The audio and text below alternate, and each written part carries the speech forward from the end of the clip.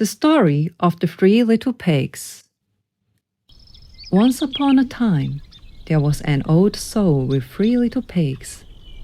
And as she had not enough to keep them, she sent them out to seek their fortune. The first that went off met a man with a bundle of straw and said to him, "Please, man, give me that straw to build me a house." Which the man did, and the little pig built a house with it.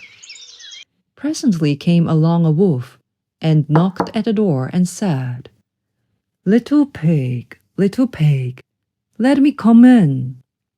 To which the pig answered, "No, no, by the hair of my chinny chin chin."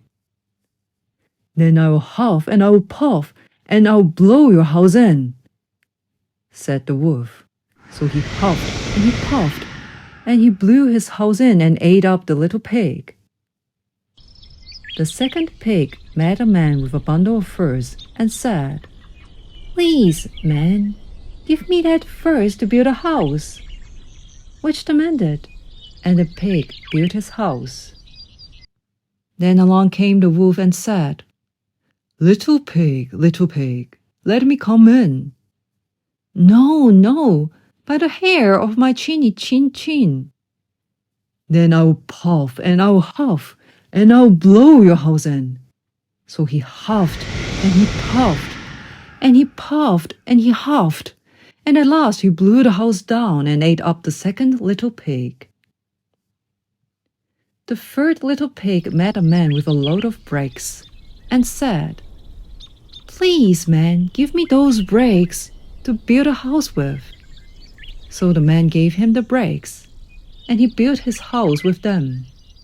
So the wolf came, as he did to the other little pigs, and said, little pig, let me come in."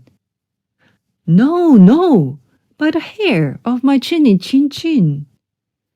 "Then I'll huff and I'll puff, and I'll blow your house in." Well, he huffed and he puffed, and he huffed and he puffed, and he puffed and he huffed, but he could not get the house down. When he found that he could not, with all his huffing and puffing, blow the house down, he said, little pig, I know where there's a nice field of turnips." "Where?" said the little pig. "Oh, in Mr. Smith's home field. And if you will be ready tomorrow morning, I will call for you, and we will go together and get some for dinner." "Very well," said the little pig. "I will be ready. What time do you mean to go?" "Oh, at 6 o'clock. Well, the little pig got up at 5 and got the turnips and was home again before 6. When the wolf came, he said, little pig, are you ready?" "Ready," said the little pig. "I have been and come back again and got a nice pot full for dinner."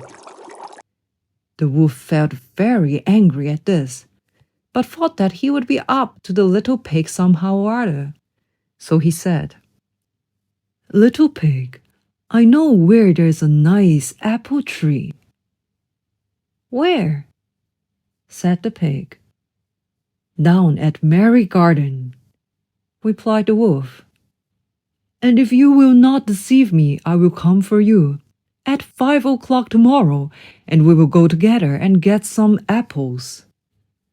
Well, the little pig woke at 4 the next morning and bustled up and went off for the apples, hoping to get back before the wolf came.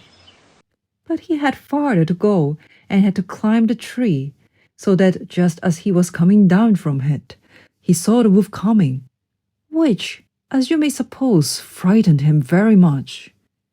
When the wolf came up, he said, little pig, what? Are you here before me? Are they nice apples?" "Yes, very," said the little pig. "I will throw you down one." And he threw it so far that, while the wolf was gone to pick it up, the little pig jumped down and ran home. The next day, the wolf came again and said to the little pig, "Little pig, there is a fair in the town this afternoon. Will you go?" "Oh, yes," said the pig. "I will go. What time shall you be ready?" "At 3," said the wolf. So the little pig went off before the time as usual and got to the fair and bought a butter churn and was on his way home with it when he saw the wolf coming. Then he could not tell what to do, so he got into the churn to hide, and in doing so turned it round, and it began to roll and rolled down the hill with the pig inside it, which frightened the wolf so much that he ran home without going to the fair.